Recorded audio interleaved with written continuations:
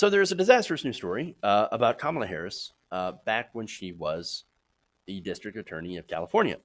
So now Bloomberg is reporting that back in 2012, when she was serving as the state attorney general for California, her office had fought against reimbursement payments for people who were wrongly convicted of crimes. So wrongly convicted, wrongly imprisoned, had years of their lives stolen, and then of course, financial compensation is a way in which the government, state government, usually gives people back some sort of restitution for being, locked up when they weren't supposed to be, when they were actually innocent. But Harris, as AG, her office said no. That was super clunky, but you get it. Now, Bloomberg in this piece talks about Jose Diaz. Now, Jose Diaz was exonerated after serving about 9 years in a California prison for sexual assaults that he did not commit. Diaz was convicted in 1984 of rape and attempted rape, but was paroled in 1993 and had registered as a sex offender. So he served prison time, and he's like, okay, well, now that I'm out, I didn't do this. I maintain my innocence. So what I'm going to do is I'm going to fight to clear my name. And so, of course, for the next 19 years, he did exactly that and was ultimately successful. But even after he was successful at getting his conviction reversed, the state of California continued to fight him when it comes to compensation for being wrongfully imprisoned. And so, where does Kamala Harris come to play? So the year was 2012, and basically that's following the reversal of his conviction. Diaz was fighting in order to get that restitution, while Harris's staff had resisted that compensation. And if that's not bad enough, her office tried to intimidate him by making him re-register as a sex offender, despite his formal ruling in April of 2013 that he was innocent. He did not do the crime. So, wait, he's innocent. Harris's office was like, yeah, you know what? I don't care. I don't care. If you're gonna try to get money from us, from the state of California, well then we're just gonna make you re-register as a sex offender. We don't care. We don't care. So now, remember, being a sex offender comes with pretty steep ramifications. For example, there's areas that you can't live. It makes it very, very difficult to get a job.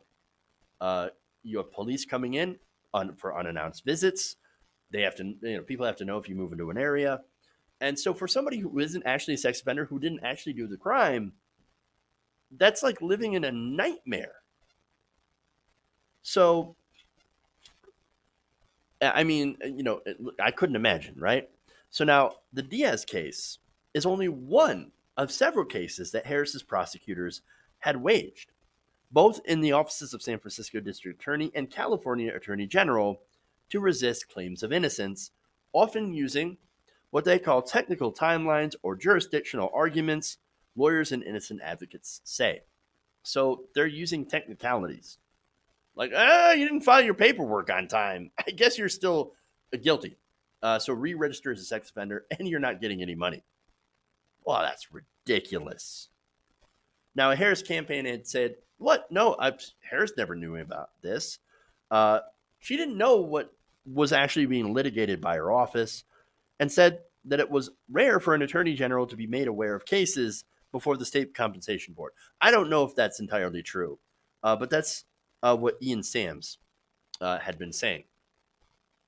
So now, if that's the case, what's interesting is that there were multiple documents in the case that appear on Harris's letterhead.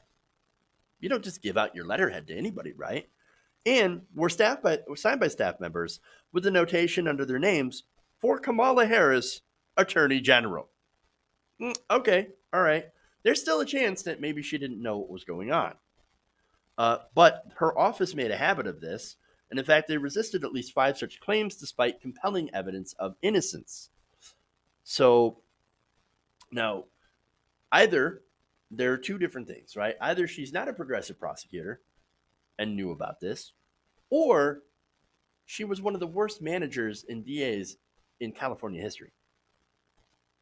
I don't know. I don't know. So now let me give you some details, right?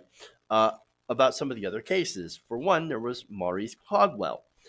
So now, apparently, Harris's office repeatedly delayed responding to the innocence claims of Caldwell by filing for extensions as Harris ran for Attorney General in 2010. That had the effect of keeping Caldwell in prison for more than a year, despite evidence that someone else had committed the murder for which he was convicted. So it's going to give you an extra year of prison. Just, because we're running for office here. Great. Now, a judge, of course, admonished Harris's office for delays and even threatened to sanction that office.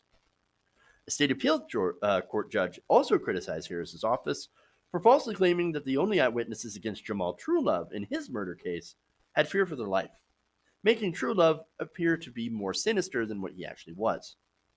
The judge said the story was a yarn and made out of whole cloth.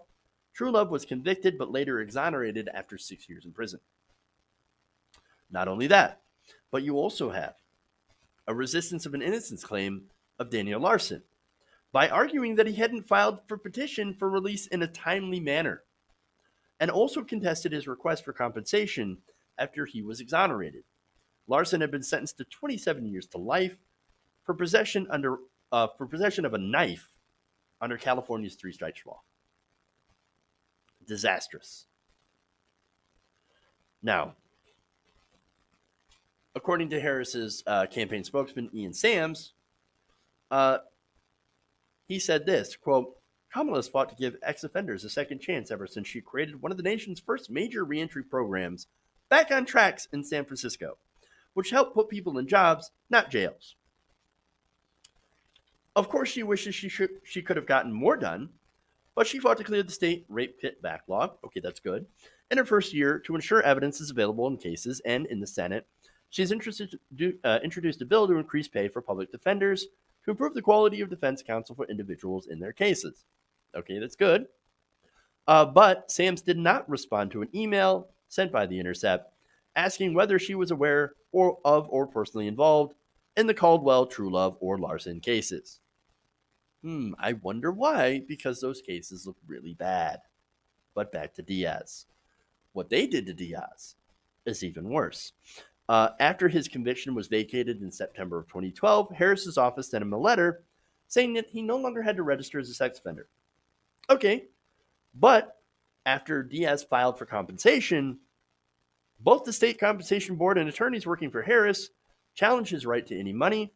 And then, by the way, their argument was that he hadn't obtained a formal judgment or acquittal, which he had received. And also, days later, Harris's office sent him a letter saying that he must, in fact, continue to register as a sex offender. Again, he had a formal judgment of innocence. So, disaster. Diaz said he believes Harris's office was trying to intimidate him out of seeking compensation. And Harris's office fought Diaz's right to compensation for about a year and said that the Attorney General's office tried to block the claim by using detail filings. In October 2014, more than 2 years after his conviction was vacated, Diaz was actually awarded $305,000 for 9 years in prison. The requirement to register as a sex offender was also eventually dropped. So, look, terrible. This is awful. Now, look, is she personally involved? I'm not entirely sure. It wasn't exactly clear if she was the one giving the orders. But she didn't know what was going on in her office, these cases, then what was she doing as Attorney General? Well, I mean, look, let's be fair and point out that she has done good things, right? For example, she forced body cams for police officers, argued against the death penalty in certain cases, like, for example, a man that killed a cop, and instituted implicit bias training. So, look, all that stuff is good. Because I don't believe in the death penalty. And so that's a good thing. I'd rather people go to prison. It's actually cheaper. And I don't like the idea of the state murdering people. So there's that. But okay, so there's some of the good things that she did. So there's a definite mixed bag here, right? In my opinion, that bag is mostly negative, but that's just me, especially in the sex offender thing. In fact, let me give you a quote here. Bruce Green, professor at Fordham Law School in New York, and a former federal prosecutor himself, who was chairman of the American Bar Association's Criminal Justice Standards Committee, said this quote of Kamala Harris: "The idea that some innocent person should have to labor under the branding of sex offender for the rest of their lives because they didn't meet the technical requirements, that's just wrong." Well, look, I couldn't agree more. Whether or not you like Kamala Harris as a presidential candidate, you still have to look at her record as the Attorney General in California. And from what I've seen, that record ain't great. Hey guys, hopefully you enjoyed that free video. Now I'm going to have to ask you a favor. Between the demonetization and the YouTube algorithm messing around with view counts, etc., we're having a hard time adjusting to the new YouTube reality, which is where you guys come in. See, we have a Patreon, patreon.com/TYTNation, set up to help us rely on you guys, the viewers, instead of big corporate ads. Look, you know the show. You know I'm not in favor of big corporations anyway. So help us transition away from relying on the ad model to pay the bills and sign up to be a patron, patreon.com/TYTNation. That goes a long way to help us keep the lights on. And you guys will know that you're supporting independent, progressive media.